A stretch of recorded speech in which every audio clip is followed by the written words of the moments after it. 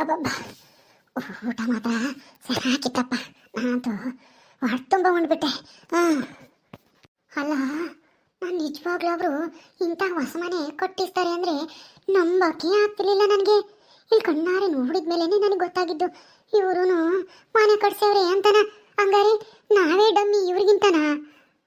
ಅಯ್ಯಯ್ಯೋ, ನಾನು ಅವ್ರ ಅಪ್ಪಯ್ಯ ಅಮ್ಮಯ್ಯ ಹಿಂಗ ಹಳೆ ಪೇಪರ್ ಕಲಿಸೀಸ ಮಾರ್ಕೊಂಡು ಜೀವನ ಮಾಡ್ತಾ ಇದ್ದಾರೆ ಅಂದಾಗ, ಅಯ್ಯೋ ಬಿಡು, ಅವರೆಲ್ಲ ಒಂದು ಗುಡಿಸ್ಲಾಗಿ ಇರ್ತವೆ ಅಂತ ಅಂದ್ಕೊಂಡಿದ್ದೆ. ಇಲ್ಲಿ ಬಂದು ನೋಡಿದ್ರೆ ಹಬ್ಬಬ್ಬಬ್ಬಬ್ಬಬ್ಬ, ನನಗೆ ಹಂಗೆ ಬಾಯಿ ಮ್ಯಾಗ ಬೆಳ್ಳಿಕ್ಕಮ್ಮಂಗಾಯ್ತು. ಹಂಗೆ ಮನೆ ಕಟ್ಸೇವ್ರಿ. ಒಳಗೆ 2 ರೂಮ್ಗೆಲ್ಲ ಮಂಚ, ಅಡುಗೆ ಮನೆಯಾಗೆ ಕಬೋರ್ಡು ಪಬೋರ್ಡು ಎಲ್ಲಾನ ಹಂಗೇನೆ ನಮ್ಮ ಅಣ್ಣಯ್ಯರು ಮಾಡ್ಸ್ಯಾರಲ್ಲ ಅಡುಗೆ ಮನೆಗೆ ಹಂಗೆ ಮಾಡ್ಸ್ಯಾವ್ರಿ. ಏನೋ ಅಷ್ಟು ದೊಡ್ಡದಾಗಿಲ್ದಿದ್ರು ಮನೆ ಚೆನ್ನಾಗೈತೆ. ನಮಗೆ ಇದ್ರಾಗ ಅರ್ಧ ಕಟ್ಸಕ್ಕೂ ಆಗ್ತಿಲ್ಲ ಅಂಥದ್ರಾಗೆ ಇವ್ರು ನೋಡು ಇಂಥ ಮನೆ. ಅಯ್ಯೋ ಅಯ್ಯೋ ಅಯ್ಯೋ ಅಯ್ಯೋ, ಅದಕ್ಕೆ ಕಣಪ್ಪ ಹೇಳೋದು, ಯಾವುದನ್ನು ಯಾರನ್ನೂ ಹಂಗೆ ಕೇವಲವಾಗಿ ಲೆಕ್ಕ ಹಾಕ್ಬಾರ್ದು. ಅವರು ಹೆಂಗಿರ್ತಾರೋ ಹೆಂಗೇನೋ ನೋಡ್ಬಿಟ್ಟು ಮಾತಾಡಬೇಕು ಅಂಬೋದು. ಅಲ್ಲ, ಈ ಹಳೆ ಸಾಮಾನು ಮಾರ್ಕೊಂಡು ದುಡಿಮೆ ಮಾಡೋರಿಗೆ ಹೊಸ ಮನೆ ಕೊಡೋಟ್ಟು ಅದೃಷ್ಟ ಐತೆ ಅಂದರೆ, ನಮ್ಮದು ಹೊಲ ಐತೆ, ನಮ್ಮ 4 ಹಸುಗಳು ಇದ್ದಾವೆ, ಮನೆ ಐತೆ, ಆದರೆ ನಾವ್ಯಾಕಿಂತ ಮನೆ ಕಟ್ಸೋಕ್ಕಾಗಿಲ್ಲ? ಏನೋಪ್ಪ, ಹೆಂಗೋ ಬಿಡು. ನನ್ನ ಆಸೆ ಅರ್ಧ ನೆರವೇರ್ತು ಅಂತ ಅನ್ಸುತ್ತೆ. ನನ್ನ ಮಗುಗೆ ಶ್ರೀಮಂತರ ಮನೆಗೆ ಹೆಣ್ಣು ತರಬೇಕು ಅಂತ ಅನ್ಕೊಂಡಿದ್ದೆ. ನಾನು ಗತಿ ಇಲ್ದೇ ಇರೋರ ಮನೆಗೆ ಮದುವೆ ಆಗಿ ಬಂದೇವನೇ ಅಂದ್ಕೊಂಡಿದ್ದೆ. ಪರವಾಗಿಲ್ಲ, ನಾವೇನಾದರೂ ಬಂದರೆ ನಮಗೆ ಚೆನ್ನಾಗಿ ಮಾಡಿಕಾಕೆ ಒಳ್ಳೆ ಮನೆ ಐತೆ, ಚೆನ್ನಾಗಿ ದುಡಿಮೆನೂ ಮಾಡ್ತಾರೆ ಅಂತ ಅನ್ಸುತ್ತೆ. ಇದ್ರಾಗೆ ಇಷ್ಟೊಂದು ಆದಾಯ ಐತೆ ಅಂತ ನನಗೆ ಗೊತ್ತಿರಲಿಲ್ಲ ಬಿಡಪ್ಪ. ಅಮ್ಮ ಅಮ್ಮ, ಏನು ಯೋಚನೆ ಮಾಡ್ತಾ ಇದೀಯಾ? ಏನೂ ಇಲ್ಲ, ಹೆಂಗೋ ಪರವಾಗಿಲ್ಲ ಕಣಪ್ಪ. ನಿಮ್ಮ ಅತ್ತೆ ಮಾವ ಏನು ಕಮ್ಮಿ ಇಲ್ಲ, ನಮಗಿಂತ ಏನು ಚೆನ್ನಾಗೇ ಇದ್ದಾರೆ. ಮತ್ತೆ ಏನು ಅಂದ್ಕೊಂಡಿದ್ಯಾ? ಹಳೆ ಸಾಮಾನು ಮಾರಾದ್ರೆ ತಿರ್ಕಂಟಿ ಮಾರಿದ್ದಂಗೆ ಇರ್ತಾರೆ ಅಂತ ಅನ್ಕೊಂಡಿದ್ದೇನು? ಅಲ್ಲ, ಎಲ್ಲರೂ ಹಂಗೆ ತಾನೇ ಇರೋದು. ಅಲ್ಲ, ನಮ್ಮೂರಾಗೆ ತೀರಾ ಹಿಂಗಿಲ್ದಿದ್ರು ಕೂಲಿ ಮಾಡೋರು ಏನು ಹೊಸದೇಸ ಮನೆ ಕಟ್ಟಿರಲ್ಲ, ಏನೋ ಒಂದಿತ್ತು ಹಳೆ ಮನೇನೆ ಅದನ್ನೇ ರಿಪೇರಿ ಮಾಡ್ಕೊಂಡು ಹೆಂಗೋ ಇರ್ತಾರೆ. ಆದರೆ ಇವರು ಹಂಗೆ ಹೊಸ ಮನೆ ಕಟ್ಟಿಸಿರ್ತಾರೆ ಅಂತ ನಾನು ಅಂದ್ಕೊಂಡಿರ್ಲಿಲ್ಲ ಬಿಡು. ಹೆಂಗೋ ಸರಿ ಬಾ, ನಿನ್ನ ಹತ್ರ ಏನೋ ಮಾತಾಡಬೇಕು ಕಣ ಜಗ್ಗು. ಏನಮ್ಮ ಅದು? ಏನು ಹೇಳು? ಅಯ್ಯೋ, ಇಲ್ಲಿ ಬೇಡ, ಯಾರಾದ್ರೂ ಬರ್ತಾರವರು. ಬಾ ಇಲ್ಲಿ.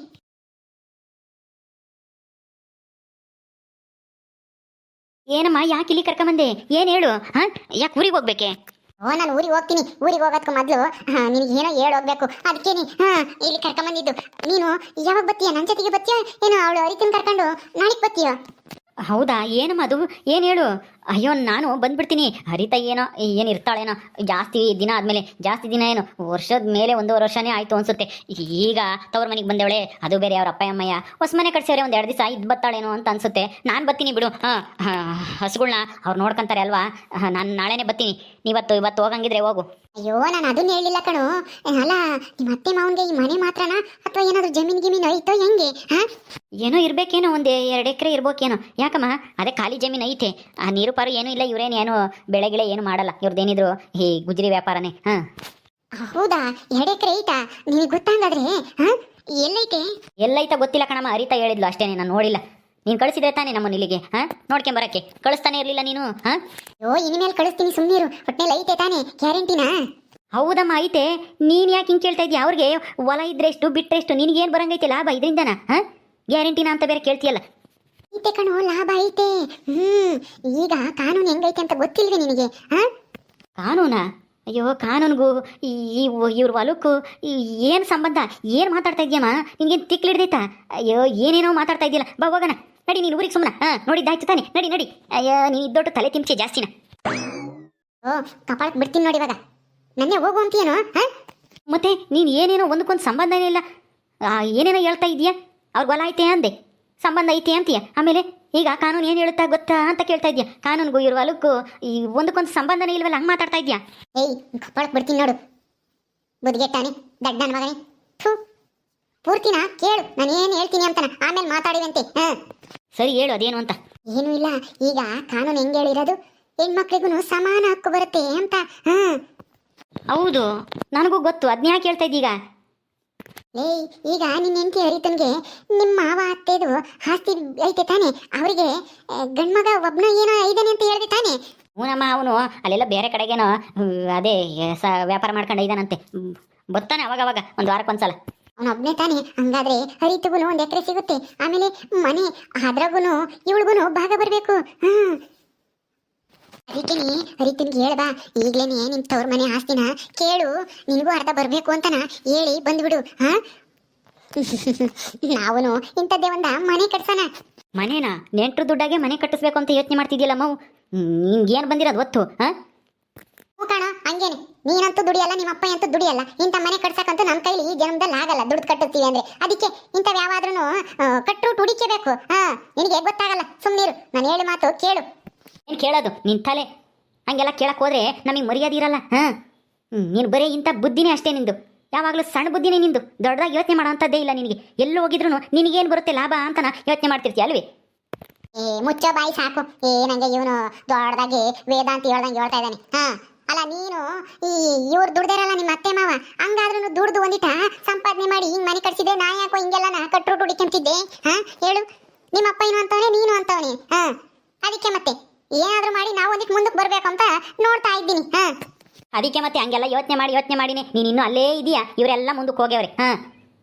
ಅಲ್ಲ, ಮಾವನ ಮೇಲೆ ಕೇಸ್ ಹಾಕಿ ಗೆಲ್ತೀನಿ, ಆಸ್ತಿ ಸಿಗುತ್ತೆ ಅಂತ ಅದಕ್ಕೆ ಓಡಾಡ್ದೆ. 1 ರೂಪಾಯಿನೂ ಆದಾಯ ಬರಲಿಲ್ಲ. ಒಂದು 25-30 ಸಾವಿರ ನಿಂದೆ ಕಿತ್ಕೊಂಡು ಹೋಯ್ತು. ಅಯ್ಯೋ, ಅದೆಲ್ಲ ಹೋಗ್ಲಿ ಬಿಡು. ಆಗೋಗಿರೋದನ್ನ ನೆನೆಸ್ಕೊಂಡು ಕೊರಗಬಾರ್ದು. ನಮಗೆ ಮುಂದೆ ಎಲ್ಲಿ ಲಾಭ ಆಗುತ್ತೆ ಅಂತ ಯೋಚನೆ ಮಾಡಿ ಅದನ್ನ ಪಡ್ಕೊಂಬೋದಕ್ಕೆ ಪ್ರಯತ್ನ ಮಾಡಬೇಕು. ಅದರಲ್ಲಿ ತಪ್ಪೇನಾಯ್ತು? ಸರಿ ಆಯ್ತು, ನೀನಂತೂ ಈ ಜನ್ಮದಲ್ಲಿ ಬದಲಾಗಂಗೆ ಕಾಣಲ್ಲ. ಅಮ್ಮ, ಇನ್ನೊಂದು ವಿಷಯ ತಿಳ್ಕೊ ನೀನು ಮೊದಲು, ನನಗೆ ಹೇಳೋ ಮೊದಲು. ಹೇಳಪ್ಪ, ಅದೇನು ಅಂತ. 2 ಎಕರೆ ಜಮೀನು ಅಂತ ಅನ್ನಲ್ಲ, ಅದನ್ನ ಹರಿತಾರ ಅಮ್ಮ ಇಲ್ವೇ, ಅವ್ರ ಅಮ್ಮಾಯಿಗೆ ತವ್ರ ಮನೆಯವರು ಕೊಡ್ಸಿರೋದು.